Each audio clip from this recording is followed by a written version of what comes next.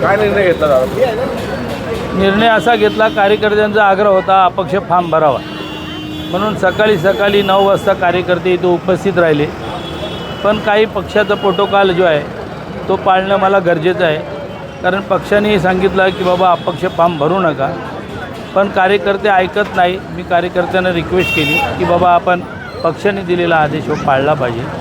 त्या दृष्टिकोनाने आज सकाळी 9 वाजता माझे जे कार्यकर्ते आहेत, मतदार आहेत, ते इथे उपस्थित राहिलेले आहेत. त्यांना मी विनंती केलेली आहे की बाबा पक्षाने आपल्याला आदेश दिला आहे त्याचं आपण पालन करू.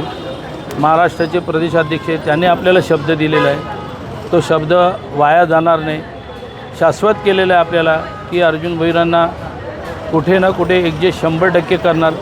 त्यांच्या शब्दाचा मान सन्मान ठेवून आज मी कार्यकर्त्यांना विनंती करतो की तुम्ही खूप सकाळी जेवढ्या लेडीज आल्यात, या बिचारी घरकाम करणारे आहेत, कुठेतरी कोणातरी काम करतात, त्या माझ्यासाठी माझ्या परिवारासाठी इथं उपस्थित राहिलेले आहेत.